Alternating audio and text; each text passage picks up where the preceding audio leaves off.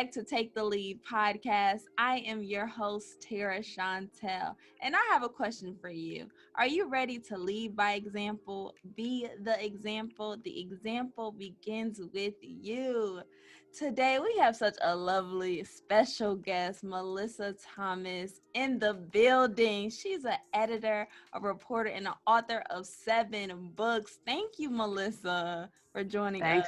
Thanks so much for having me on the show. Tell us about your journey of becoming a freelance writer, reporter, and an author of 7 books. Yes, indeed. So in terms of the author part, that was a lot more natural. And that actually begins when I first came to the U.S. I'm actually born Jamaican. My family brought us up here when I was 6 years old. My older brother was 10. And my parents, just to supplement our homework, they were the pioneers of what kids know as sight words now. What my parents used to do was take those marble composition notebooks. You know what I'm talking about? Like the ones that are black and white on the cover. Like they make them all fancy now, but back in the day, they were just the black and white composition notebooks. And they would literally open the dictionary, go to a letter, and write just verbatim whatever was on the page. And we would have to write out the definition, write out a sentence in our own words, like write out the definition from the dictionary, write what we think the word means in our own words, and then use it in a sentence. So that trained us to make sure we get our spelling on point, make sure we have reading comprehension, all that fun stuff. So to this day, like my brother and I are great wordsmiths. Like he's a lyricist, and he's big into research, and I'm someone who loves words. I love novels and poetry. So the first book was a devotional. It was a weekly devotional called From a Babe. And then from there, it just went to a couple of fictional books. I have a couple of ebooks that are part of a series. And then I did a reboot of the devotional that is now an ebook. So it's 2.0. It's called From a Babe 2.0. Wow. Yeah. And then there's a Bible study workbook to go with the devotional. And I had the privilege of hosting the Bible study at my church. So it works. At least you know that the devotion. That it just all flows with your purpose like that. And it all stems back from how you are raised and how your parents just educated you like this, like full on force. Take us through your childhood and being born in Jamaica like this. Okay, so being born in Jamaica, I'll be honest with you, I don't remember a whole lot of what life was like as a kid down there. The thing that sticks out in my mind, though, was that I was about 3 years old when Hurricane Gilbert hit. And obviously, Jamaica's in the Caribbean. Like, Jamaica's no stranger to hurricanes, but Gilbert was one of the more notable ones at the time. And I remember hiding under a bed somewhere, like just for the sake of safety. But that's my most notable memory of Jamaica as a child. And then at the time, it's very rural, so up here, you don't really hear too much about people dealing with powdered milk or anything like that. I remember doing that. I remember eating powdered milk as a kid. I remember loving that. Wow. But beautiful atmosphere down there, though. Like, I love that place. I'm so partial to it. I've been back once. I went back in 2008, and obviously a lot has changed even between 2008 and now. When I went in 2008, Jamaica was just starting to build its toll roads. At this point, the toll roads are fully established. So anybody that's in Florida, y'all know the 408, 528, like Jamaica's got all of those now. And that's awesome how you know your heritage and just know where you came from. I bet you walk around this world with so much confidence in how you carry yourself with poise and ease. Oh, for sure. Self-awareness is very important. And I, for one, try my best to be as self-aware as possible. I'm someone who does a lot of personality assessments. So, the one that stands out most to me is the D.I.S.C assessment. I don't know if any of your listeners are familiar with that. Tell us about that. Sure. So the D.I.S.C assessment has been around literally since 1920. So it is literally a century old. And it's a pretty timeless assessment. There are a lot of others that kind of overlap with the concepts. But just so everyone listening is aware of what the letters mean, they're different personality types. So the D is someone who's dominant. The I is someone who is interpersonal, kind of interrelational. The S is someone who is supportive or like steady. It's more so steadiness. And then your C is like your conscientious person. You're a person that's very organized, very detail oriented, asks a lot of questions. Dr. Eric Thomas is somebody that I listen to very often, and he equates the C person to measure twice, cut once. You know what I mean? That's the person that's very cautious. So for me, I'm more of an S. I'm someone who's very much into steadiness, keeping things stable. I'm that person that's behind the scenes, just scrambling, doing all the work. You know what I mean? Right. That plays a huge role in how you can operate in this life. And I love how you do personality assessments, because everybody's personality is so different.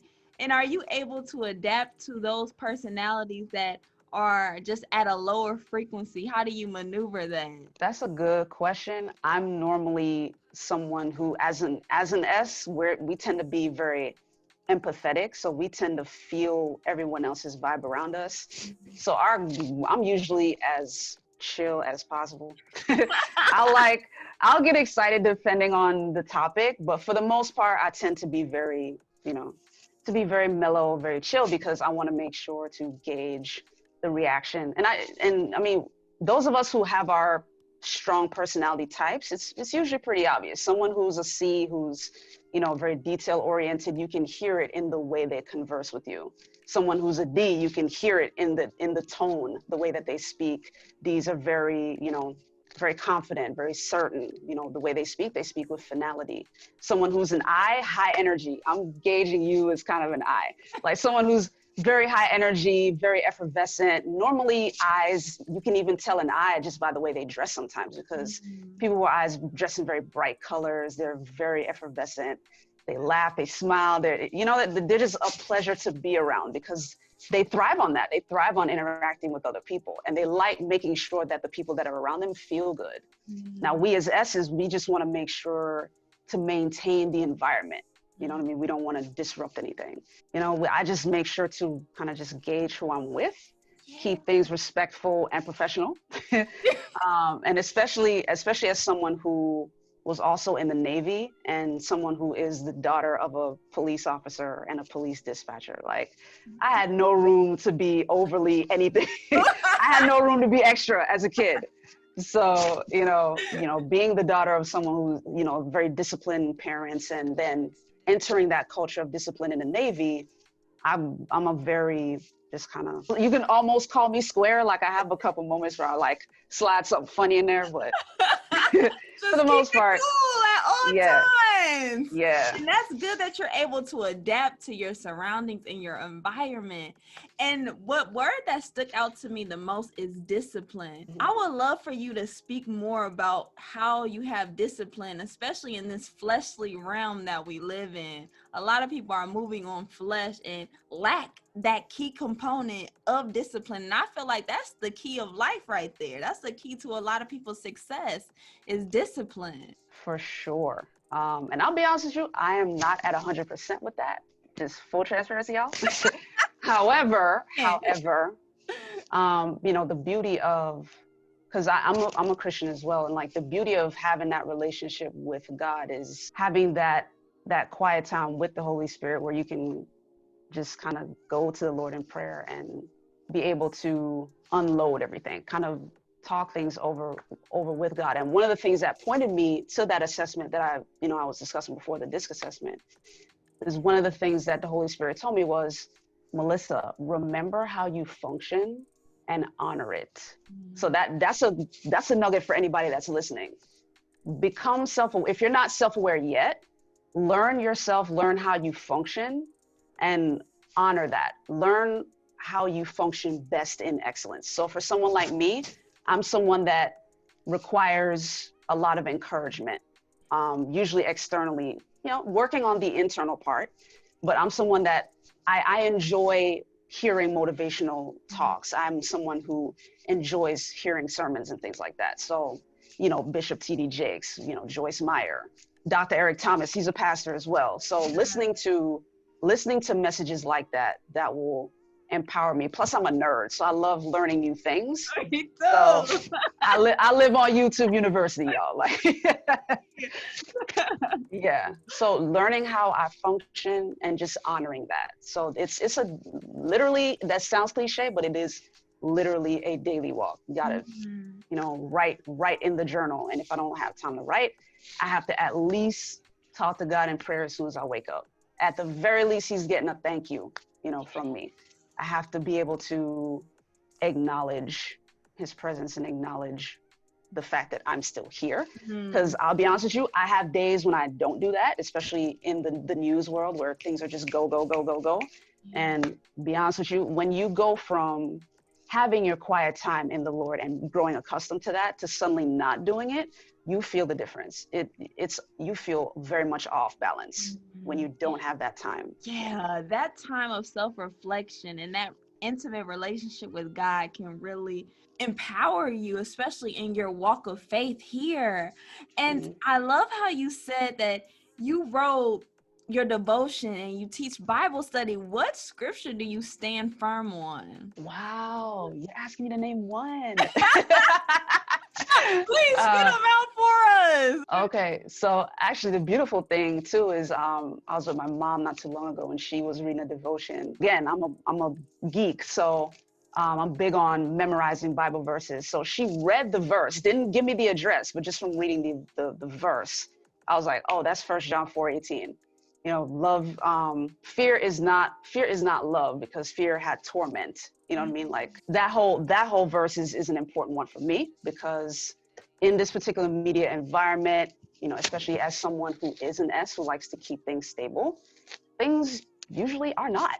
You're constantly on the move. And, as someone, coming from the background that I have, the high discipline, that sort of thing, you're held to a very high standard as a person. And sometimes we as S's, we live in our head and in our heart. We're in both places. And sometimes we come across, sometimes we're insecure. Sometimes we have self-doubt. So that verse, fear and love are not the same thing. And love is made perfect, when you have your time with God, when you're more dedicated to him. So, there's 1 John 4:18, there's 1 John 4:4, I want to say, which is, you are of God, little children, and have overcome them. Overcome them. For greater is he that lives in you than he that is in the world. And then I think there's 1 John 5:4, which is, this is the victory. We have the victory, and this is the victory that overcometh the world, even our faith. So scriptures like that, different Psalms. So Psalm 27, the Lord is my light and my salvation, whom shall I fear? Like that whole chapter, and then the 23rd Psalm. Every child that has ever gone to church has memorized that, right? But very recently, the verse that stands out to me now within that chapter is the last one. Surely goodness and mercy shall follow me all the days of my life. Like when you memorize the scripture, especially as a child, you tend to take it for granted because you hear it so often. Yeah. But as an adult, hearing that, surely goodness and mercy shall follow me. First of all, we don't like being followed, right? Like that's not comfortable unless you talk about Instagram or something. Right. But when you hear two positive things, shall follow you, goodness and mercy shall follow you all the days of your life, and then I shall dwell in the house of the Lord forever. Like those are some hefty promises. God is a God of his word. One of the things I share in Bible study, and this was something that resonated with the folks in the class, was we have to think of God as the ultimate investor. When we're talking about business, you have your angel investors. They want a return on their investment. They put in the money. They want either a percentage of your company, or ultimately, if you're doing so well, they'll ultimately want to buy your company. Think of God as the ultimate investor. He gave you the most precious asset, which was his son. Like he wants to be all up in your business. He wants to own your business, but think about why. You know what I mean? He gave his only son, which was his greatest asset. For all intents and purposes, he gave you all of himself. You know what I mean? So in exchange for that, think about that from a business standpoint. If you gave somebody all of your entire net worth, any collateral in any home that you own, any value that you take out of a vehicle, technically a vehicle's liability, but y'all get what I mean. Like if you sell the vehicle and have the money, anything that you have that is of value and you choose to liquidate it and you go all in on somebody, the only thing you're expecting is their success, and you're going to do whatever it takes to ensure that the person succeeds. And that's exactly what God is doing. Any one of us who accepts his son, he only ever wants success. Right, the blessings will overflow. And I love how we have to expect good things to happen. And society has programmed us to believe that when things are so good to be true, now we're expecting bad things to happen. God wants us to have a good life. That's what God intended us to live in. And I would love to know how you are constantly walking by faith and not in fear, especially when the media is feeding us fear over and over again right now. How are you keeping your faith up during these trying times? For one thing, some people might have trouble calculating this name brain. Even though I'm in the news media, I don't consume a lot of it. I'm somebody that consumes the research that I need to in order to do the news that I put forth. You know, I have an evening news rundown that comes on at 5 p.m. Monday through Fridays. You know, you guys can check it out at Florida National News. You know, just check out our Facebook or YouTube. But outside of doing the necessary research to do the newscast and to keep our websites updated, like once that window is shut, it's shut. Like you have to set up your blocks. You know what I mean? You can't constantly consume the headlines. You can't constantly consume social media either, because it's not just the news media, it's social media too. After a while, it becomes overwhelming. And here's the key message that the Holy Spirit had to give me as well, which is if you keep your mind too crowded, you can't hear him. And there might be some things that are happening in the moment. There might be some blessings he has planned for you. There might be a conversation you're supposed to have with somebody. And when God tells you to move, he speaks in a still small voice. And if your mind is crowded, you can't hear the signal. So if you miss the cue, you miss the opportunity. Yes, the Bible does promise that he'll restore the years that the locusts have eaten. So you might have a second chance at something. But is that a gamble you really want to make? So for me, in terms of how I, kind of keep a level head, my goal is to reduce the amount of noise that I allow in. Because I'm somebody that will quickly allow my mind to get crowded. Because I live up here, you know what I mean? Like I have a vivid imagination. I have my one or two bits of entertainment that I like to watch. I'm not like, I don't live on any streaming services. You don't consume that, yeah. Like not too much. Like I have to make sure to keep it, to a minimum. And quite frankly, with the work that I do, particularly as an editor, managing a team of people and news, constantly on the move and never takes a break, kind of don't have too much time to do much else. But yeah, the key is to become kind of very strict with your time and very strict with what you pay attention to, because it occupies your mind. And what happens up here is once you're exposed to it, your mind will literally just start looping whatever it is you're watching or hearing or whatever. And our mind is so powerful. I feel like the words are so powerful. The music that we listen to can play a huge role in our reality.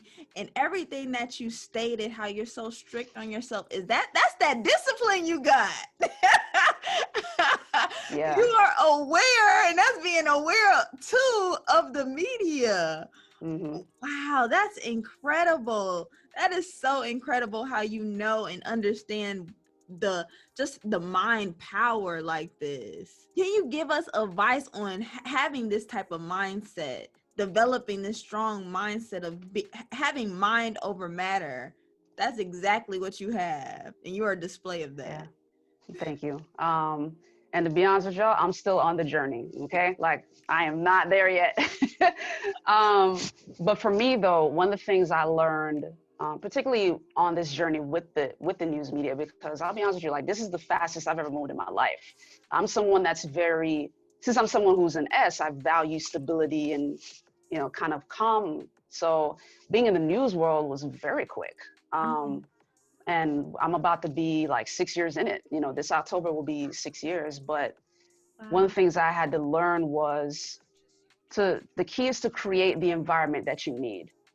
So for me, constantly having someone like a Dr. Eric Thomas that's on, like this dude blew up on YouTube. Like that was his whole model, you know what I Yes. mean? Which was awesome. So, watching his YouTube videos, I now listen to his podcast, the Secret to Success podcast. And even that, like just listening to those four gentlemen just talk both spiritual stuff and business stuff. And to me, that gives me life, yo. Like I'm someone who wants to learn more about business, but I'm also, I also want to grow spiritually.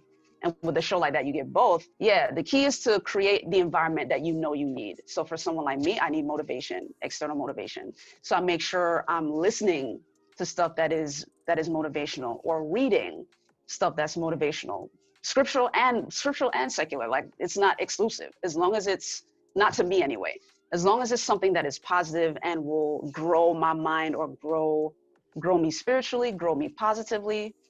I'm all for it. Reading quotes, reading books on business, reading books on personal development, listening to things that have to do with personal development, surrounding myself with people who are smarter than me. I'm big on that. As someone that's a geek, I love getting smarter. So I love being around people. Yeah, I love being around people that I can ask questions.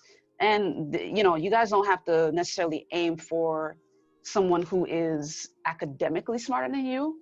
The key is just to be around people who are not necessarily doing what you do. Maybe they complement what you do. And, maybe they possess a skill set that you don't. And then just learn what their experience is. Like, learn their life story. Find out, what their struggles are, or, what their advice for success is. The key is to create the environment, though. Wow. Yeah.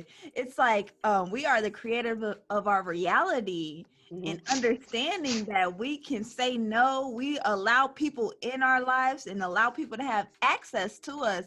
And that's Mm-hmm. our power. And I love how you Mm-hmm. also joined the Navy, and then your dad is a police officer as well.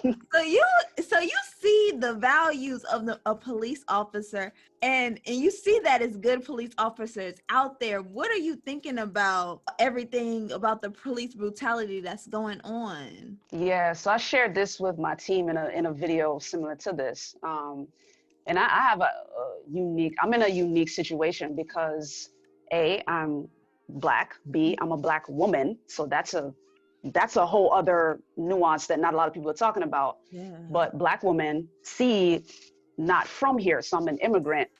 And then D, the daughter of a police officer and someone who served in the U.S. Navy. So I understand the value of wearing a uniform, regardless, police or military. I understand the power of the uniform. But also, as somebody who is Black, I understand the importance of respecting a person's life. And there is a precedent, in my opinion, like in the country, that is not a good one. You know what I mean? Like there's a precedent of Blacks being marginalized. And so my plea to everybody on any side of the argument is to stop screaming long enough to listen to each other. And then to your point about the media and all of the stuff that we're being fed, we have to be careful not to fall prey to a wrong or inaccurate narrative. Because if you follow either media narrative, like on the one side, anybody, protesting for Black Lives Matter, they're villains, they're evil, they're anarchists, they're whatever, that's not true. And then on the other side, the other narrative will tell you that all cops are bad, and that's not true either. The only absolute and I can say this on your show, given the conversation we're having, but the only person we can refer to in absolutes is God himself, because he's the only one that's perfect, all knowing, all seeing, that kind of thing. When we're talking about ourselves as human beings, we can't speak in absolutes because we're imperfect. So there's a dynamic, and I share this with my team as well. There's a dynamic where you're dealing with some members of, the police force who come from the military. And some either don't want to or have difficulty with transitioning into civilian life after having been in the military. It is a very different culture from civilian life. And so again, the key is not everybody has a difficult time with it. Some people just don't want to. Like, they prefer that militaristic kind of culture. So they'll simply transition to the next closest culture, which is either security, working as a security officer, or working in, you know, any form of law enforcement, security officer, police officer, sheriff's deputy, that kind of thing. But some of them, as they're coming home, they're still carrying their experiences with them. And depending on the training that they receive once they cross over, whether as security officer or police or whatever, depending on the training they receive, some may be viewing different people groups not necessarily as just someone to de-escalate a situation with, but someone who is literally a target. You know, that's not a popular thing to say. You know, watch enough documentaries, you'll see it. But the key is, for me, just my personal viewpoint, I understand both sides and I value both. My thing is, don't throw the all lives matter up as like a backhand to the people saying Black Lives Matter. Because yes, fundamentally, we all understand that all lives matter. That's God. Hello. You know what I mean? All lives matter to him. You know what I mean? I get that. But if a group of people is having to cry out for their humanity, obviously something is wrong with the picture and they deserve to be heard. That's all I'm saying. And it doesn't have to be Black. Like, we're speaking from that perspective because, you know, we're Black people. But it wouldn't surprise me if at any point, you know, any indigenous peoples decided to come up with something like that for themselves. They deserve to be heard too. You know what I mean? They've been marginalized as well. So the key is to have a level head about everything. And I think for me, that comes from, you know, me being an S as well, just like the ability to be empathetic and see both sides. Yes, law enforcement puts their lives on the line every single day, and that deserves respect. And the thing is, they get the respect. They're treated as heroes already. Black folks are not treated as heroes. Yes. You know what I mean? Exactly. Our Black skin isn't something that we can put on and take off. Like, we're born with it. It's our genes. And, you know, there are certain things in society that we have to deal with that some other people groups don't have to deal with. Or they deal with it, but they deal with it on a lesser, you know, with less frequency than we do. You know what I mean? And even as somebody that's not Black American, like I'm Caribbean, if a police officer sees me, he's not gonna, there's nothing about me that says Jamaican. They're not gonna care. They're seeing Black skin. Yeah, that's my thing. People just stop screaming long enough, breathe long enough to understand that you're talking to another human being. A life for a life. Like a traffic stop shouldn't have to result in death. You know what I mean? Exactly. Things shouldn't have to escalate that quickly. As us being Black women, it's truly a blessing, but it just seems like they have tried to make it a curse that we are having this beautiful color of our skin.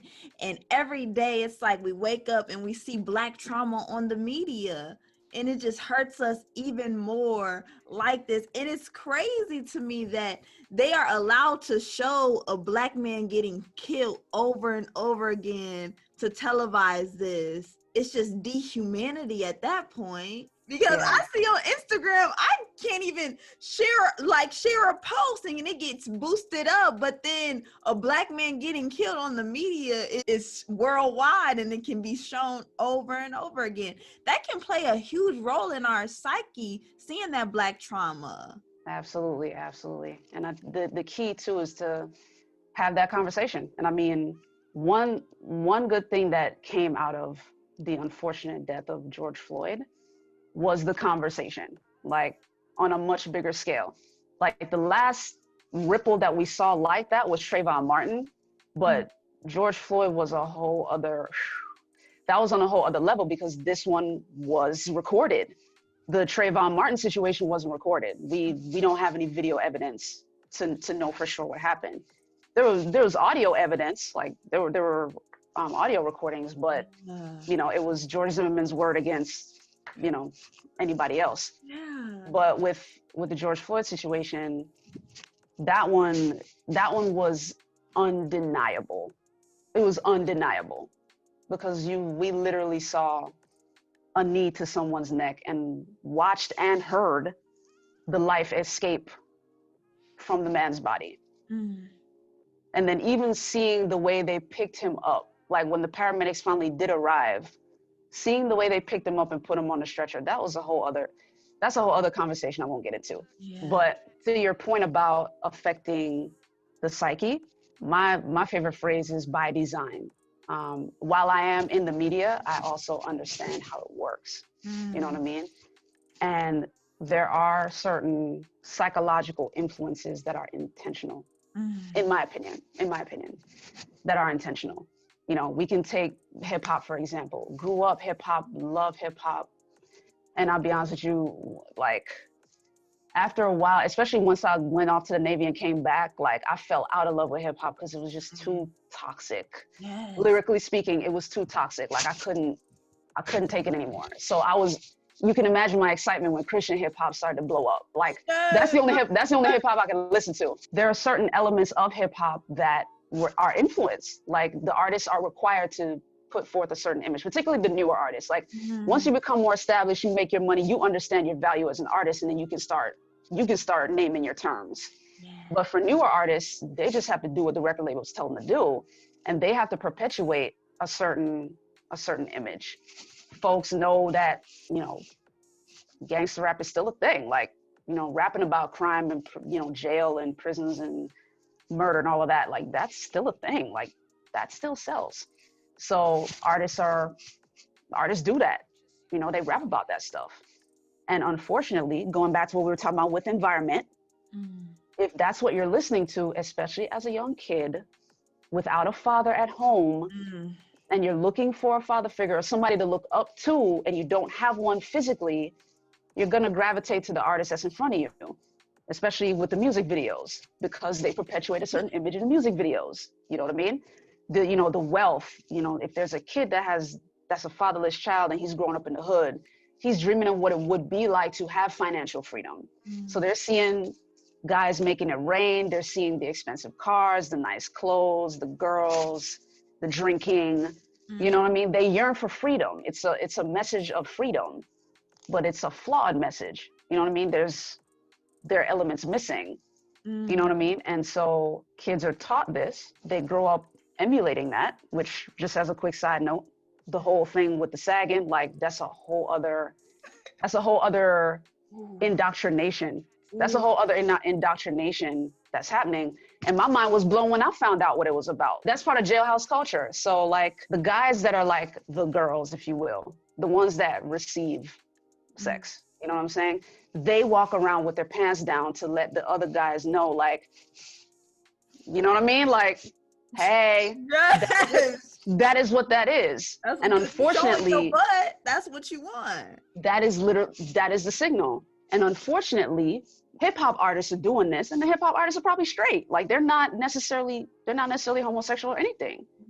But if that's the image that maybe the record label is telling them to put forth, or it's something that they learned and never knew the meaning to, so they think it's normal and they do it, other young kids see that and think it's okay. So then they do it, and it perpetuates the culture, and they don't necessarily know what it means. They don't necessarily know the signal they're sending. So it's like, you know, there are things that sometimes we do and don't realize we're doing it because we don't understand the why behind it. Stated was just informing us of the programming that they have set on us to dumb us down. We are looking at these rap artists as civil rights leaders when they don't even own their masters and they are slaves to their label. There you go. So it's just, and it is very flawed that our young men are looking up to these people and thinking that their only way out is to play ball or be a rapper. They haven't, they don't have good role models to show them it's other ways out to be a decent human being as a Black man. But that's what they try to push in the media. Exactly. And then, you know, going back to the news thing, because we started with that before I ran the lap around Lake Eola. I love it though. It all ties together. It all ties together because the other thing too, and I'm very keen on this when I'm watching the news, is to your point about seeing when, you know, there's a crime that's committed like against a Black person. Like when we see brutality against a Black person, we see it. When there are incidents against other people groups, I'll just say sometimes in terms of apprehending someone who's Caucasian, we don't always see how it goes down. I'm not saying we never see it. That's not true. But we don't always see what goes down, or what does go down is disproportionately different. So we're being given another message. So for instance, there's a burglary or some kind of crime that's perpetrated, and they get the photo of the person who did it, and it just happens to be an African American. They're usually referred to as a suspect, number one. Mm-hmm. And we usually see the image of the person. I can always tell, like when I'm hearing something like on the local news and I hear a crime and then I see the picture, I'm like, okay. And then conversely, when I hear of a local crime that's been committed and I hear the word person of interest and then don't see a picture, I'm like, that's probably somebody white. Wow. Again, this is my opinion, guys. You know what I mean? Like, this ain't like 100% that is the truth. Power of the wording that they push to show that we are suspects, we are thugs, and just this image that they are portraying in the media for Black people. You're being taught that example, and not to go too deep, but like if you think back to the experiences of slaves growing up in, or being here, like what the reason that the slave masters would beat, the field Negroes or anybody that was disobedient was to create an example, to show like, okay, this person tried it. Like I dare one of y'all, you know what I mean? It's a matter of instilling that culture of fear. So then as a result of that, the mothers now, the women who ended up becoming pregnant and rearing children, they had to then rear their children, particularly their sons, to be obedient to the slave master so they don't get beat. You know what I mean? And similarly, hate to make it sound so stark, but similarly, mothers and fathers now are having to have the conversation with their kids like, okay, if you're in your car and a cop pulls you over, this is what you have to do. I can promise you, white families aren't having the same conversation with their kids that Black families have to. Yeah. They're probably having a conversation, but it's a different conversation. You know what I mean? Mother and Black mothers, the terrifying thing for Black mothers is even with sharing that information about what you need to do if you get pulled over, doesn't necessarily guarantee that you're coming away alive. It doesn't necessarily guarantee that. So unfortunate that we are frightened when we see a police officer now. That's the image and that's the example that they pushed in the media. I feel like they have did this George Floyd situation to push the fear in Black folks, to show this is the example. If y'all act out, this is what's going to happen. That's what they have implanted in our head, to show that example and pushing it out. This was worldwide news. And the effect, and it's not only happened in quarantine from looting, just showing that image about looting and who was really behind that. They wasn't telling us the full truth. Right. And to this day, we don't quite know the full story in terms of the people who are actually looting versus the peaceful protesters. That's a whole other conversation. Like I can't even get into that. But yeah, so the key, going back to what we were talking about before, is surrounding yourself in the right environment. Because if you, and for for folks that are looking for, positive Black images, or positive models, if you will. Yeah. Like I keep touting Dr. Eric Thomas, like he's not giving me any kickbacks or anything, y'all. Like there's no financial gain. But I'm pushing him because A, he's made a huge impact on my own life, just listening to his messages. But B, the value and information they provide on their podcast is huge. Like that's the kind of stuff you would pay for. Like you go to a seminar and pay for that kind of information, because they're debunking some of the myths, if you will. Like they're speaking truth to you in how to step your game up, financially or in business or in personal development. And they cover, the lies that were taught versus what the truth is and what's available to you.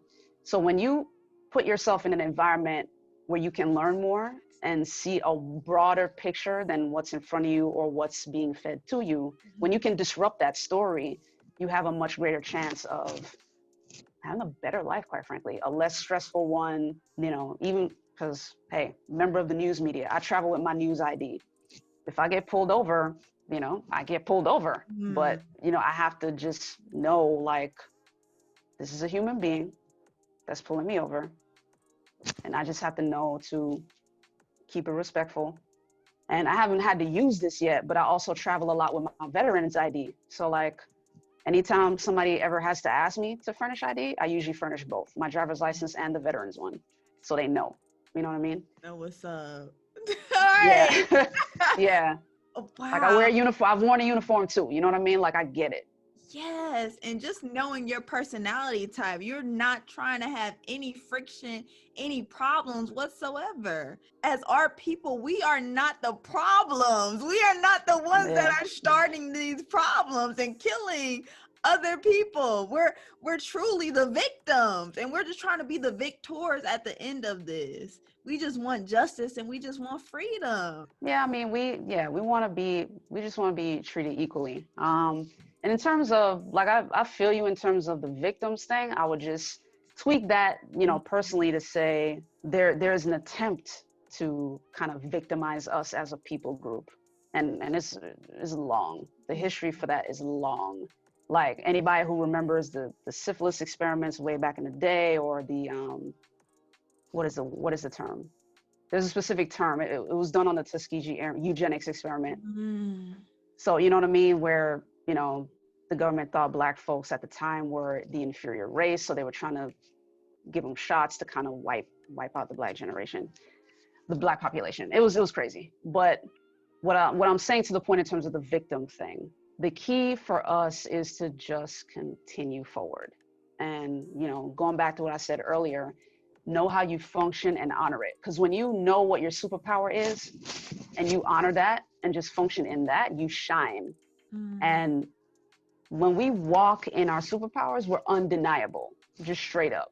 If you're someone who is highly social, highly interactive, like Chantelle, she chose the perfect thing. She got on a podcast, you know what I'm saying? Like when you have a personality, it is that works. You do what makes you shine. I'm someone who, because I am an S and I value steadiness, while I don't have the effervescent personality like you, I work in terms of my interviews because people enjoy the conversation. Like my interviews don't feel like gotcha conversations. You know what I mean? That's one of the things that separates me from other, you know, members of the news media. If I'm doing a one-on-one, everybody feels comfortable around me because that's my goal. My goal is to make them feel comfortable, and I'm a listener. So I do a lot less talking.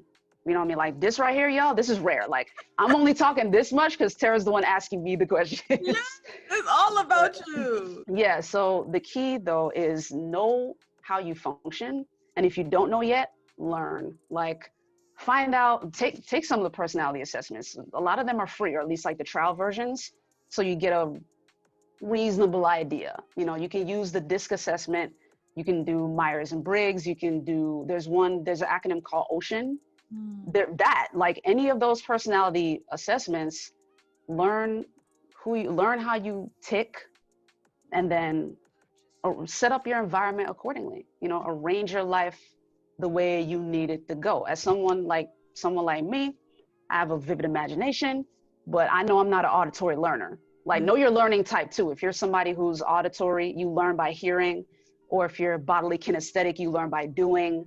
Or if you're visual, you learn by seeing. I'm a combination of visual and bodily kinesthetic. So I have to see it and do it. So if I hear something, I have to write it down. You know what I mean? I'm that kind of person. So yeah, just learn how you function and then honor that. And you'll shine from there. Like your superpower will come through, and it's undeniable. Because when you operate in your excellence and you're doing the most in what you're strong in, people gravitate to that. They gravitate to success. And success breeds confidence. So then you're walking in more certainty with each victory that you have. Wow. That superpower, once you tap into your superpower, I feel like your whole world begins to change, and that's when goodness starts coming. Yeah. Tell us about the impact when you stepped into your superpower and you identified your superpower and you begin to live in that and began to get confident in that. Yeah. So ironically, the news journey has been, and this is how I know it was from God, because I can tell y'all, I did not want to be in the news media at all. I did not. We I need was you sure in there though. so I was sure I was going to be a prolific author, you know, like your Langston Hughes or Toni Morrison or somebody like that. You know what I mean? Just chilling with my books, you know, James Patterson or something, you know. Chilling with my book. You know, but what ended up happening though is in the process, God revealed to me another skill set that I didn't know I had. So I'm someone who is a wordsmith, you know, and he told me early on, like what my calling was going to be. And he made my calling broad, y'all. He said, you will glorify me with words. Like literally mind blown. Like words are involved in everything. So, you know, originally it was with poetry, and then I went to film school. I got my bachelor's in film at Full Sail University. So, and then I did a master's in entertainment business. So there was, you know, the screenwriting, there was poetry, there's the books, you know, writing the devotional, writing the novels and things like that. The journalism started as a result of my master's degree, entertainment business master's degree, because they taught us blogging. Back then, blogging was still very young. Like it wasn't really popping. Like WordPress wasn't really big. At the time, Blogger was the big one, which is the Google platform. Blogger and TypePad were like the two really big blogging platforms at the time. And I'll be honest with you, like in that class, I was bored. Even though it was a writing class, I was bored because it was more techie. So I was like, I don't know if I'm ever gonna really get into this. Right. But what was interesting was a gentleman who I used to work with. He used to be my boss at Full Sail, because I ended up working at Full Sail. And he went off and created a marketing company, and he had a blog for it. So he recruited me to write content for the blog. So I was like, okay, sure. Because I had started my own. Like I was interviewing folks shortly after my master's degree. Like I started interviewing people, but I wasn't doing it electronically. I was doing it and then writing feature articles on them. He saw that, recruited me for his blog. And then, you know, he created a fashion magazine that started to grow. I was the editor for that. My team was much smaller, but from the fashion magazine, the person that is now my colleague, my business partner, he found me with the fashion magazine and recruited me for Florida National News. And then so at the time I was nuts. First of all, don't ever do what I did, y'all. If you're the editor for one publication, focus on the one publication. Don't do that. Don't try to work at one publication while trying to build another. Don't do that. You're I don't think it's possible. But you handled that with grace, like made it look easy. Well, I mean, I did what I could. You know, the transition wasn't exactly smooth. The Florida National News one, obviously that's general news. So there's a lot more to it. The fashion magazine is very niche. So we were doing, you know, beauty stuff, fashion shows, a little bit of entertainment, but it was relatively niche. Whereas with news, you're talking everything: sports, politics, business, you know, lifestyle, breaking news, things like that. So that took up a lot more of my time. And to your point, much earlier in our interview where you were talking about the importance of saying no, I had to let the fashion magazine go. Let the gentleman know, like, hey, this is taking up a lot more of my time than I can dedicate to this. Entering the news media, I was like, I don't know if I ever want to write in newspapers. Newspapers are kind of boring. But being involved in this from the digital side is a little more comfortable for me. And then just a quick story in terms of how I really made a splash in it. My very first on-camera interview, first one, we went to the Miami International Film Festival, and this one was actually a joint venture, because my previous boss was with my current boss, like my current colleague. Like we all went down there together. And Praz from the Fugees had a documentary that he was running on the film festival circuit called Sweet Mickey for President, where it was a gentleman named Michel Martelly, who he's a former president of Haiti. And at the time, his personality was actually, he was a recording artist. Like, he was an artist before. And he was running for office, and Praz was involved in the process. He was involved in his campaign. So he's there pushing his documentary. Very first on-camera interview was with him. Praz of the Fugees. I was terrified. I was terrified. So I had to make sure to write my questions down on a note card. I felt uncomfortable having to look down at my notes while trying to ask him the questions. But I knew it wasn't going to happen otherwise. But it went well. It was a good interview. That's incredible. And the power of picking up the call when God calls you instead of ignoring it or declining it, and having the courage to answer your call in this life. Can you give us some wisdom of not being afraid of this call when it's so huge like this, when you have a big duty to do and leave this legacy to this world like this? I would love to know some wisdom you can give us. So, surround yourself with the right people. And I hammer that home because that's really important, especially if you're like me and you have a preference for external validation. Like, folks who are Ds, going back to the D.I.S.C assessment, folks who are dominant don't necessarily need that. Like, they can figure it out. You know what I mean? They take the lead, they solve problems. But if you're someone like me and you yearn for validation, or that's your preference, the key is to find people who are doing what you're doing. You know what I mean? Or who are doing what God has called you to do, because 9 times out of 10, God is going to call you to do something you don't want to do. Straight up. Like, you know what I mean? My calling is huge, so it's not only exclusive to news media, but the news media was one of those things I didn't want to do. And God was like, just trust me. Like, the amount of times he's had to tell me that, like, Mellissa, it's okay. Just trust me. To the point now where, 5, almost 6 years later, I am now accustomed to coming up with questions on the fly. You know what I mean? Like, I don't need a note card necessarily. As long as I do my homework ahead of time and know enough about the person, I can come up with questions on the fly. Wow. Like, my mind has been trained to be observant because we're out in the field a lot. So sometimes it's a political event or an entertainment event, and it may be somebody in an entertainment business that I don't know. So what I'll be doing is observing the environment, make sure I know their name. I ask them what project they're here to represent or whatever, allow them the chance to talk it up, and then I was given the gift of listening. So while they're answering some of my questions, I'll pick up on stuff kind of like what you're doing as well. Like, you hear some of the stuff I'm saying and you'll follow up. You're like, now speaking of that, tell me more about this. You know what I mean? Wow. You know what I mean? Create that environment, know how you function, and honor it for sure. And quite frankly, do not forget God in the process. Like, that's number 3, but that should probably be number 1. Like, keep God first. You know what I'm saying? Like, don't forget God in the process. And that was actually one of the things he said in Deuteronomy. Like, after he had led, the people of Israel to the promised land, and, obviously some of the Egyptians who chose to believe as well, he said, I am leading you to a land with wells you did not dig. You know what I mean? Like, I'm leading you to a land of plenty.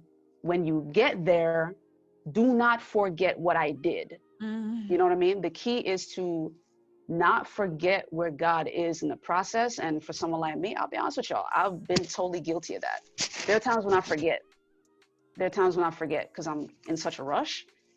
And, when I finally do come back to him all exhausted, he's like, Mellissa, I could have helped you like 5 steps ago. You know what I mean? Like, so, to your point about sharing that wisdom, like, don't forget God in the process. Wow. Let him guide you. Let him give you the answers you need. And then in terms of being obedient, you just have to, especially if it's difficult for you, get an accountability partner. Don't try to do this alone. Like, even, sure, you can say, yeah, it's me and the Holy Spirit. Like, don't do that. Like, you're going to need another human being. Yeah. Somebody to call you, pray with you, ask you the tough questions you don't want to answer. Like, you're going to need that. You're going to need that. We need each other out here. And just going back off of when we first spoke about how you just say thank you to God, the very most, the very least, if when we are in this fast-paced society, we can be in this matrix, this rat race, but acknowledging and having that grateful heart is so important, and living in that and stamping on that and stating how the discipline that you have and carrying that with you on this journey is just so incredible. And I love how you stated about listening, because that's a skill right there that a lot of people lack. Yeah. I would love to know one last thing about the nugget that you take from Eric Thomas, because I love that he brought so much light in you and you learned so much. I would love to know one nugget that you learned from him in his podcast that we can all take with us. One of my favorite episodes, if you guys are interested in checking it out for yourself, is called The Blues, where the key theme was around blueprints, like having a blueprint for your life. And man, like my brain was blown when they said, because one of the guys is a real estate investor. So what he was creating a metaphor. So he said, you have to have a blueprint. If you're gonna renovate a house, you have to have a blueprint, because with that, that's what you use to give your different instructions to the different tradesmen. Like if they don't have a blueprint, they're not gonna know what you want. They're not gonna know what your vision is in terms of what the redesign is supposed to look like. So that's number one. Without the blueprint, you can't give the right instructions. But the other thing he said was he had a permit also. He had a blueprint in front of him, and then he had the permit, which was the next step. He said in the construction world, in the real estate world, you can't get a permit until you have the blueprint. So the metaphor that they jump to in life is, you don't have permission to go to the next level until you have a blueprint for your life. And that stood out to me because that was a struggle that I had. You know what I mean? Like I was struggling to go to the next level in my life, and I'm kind of in transition right now. But yeah, the key is to have the blueprint. You don't have permission to go to the next level until you do that.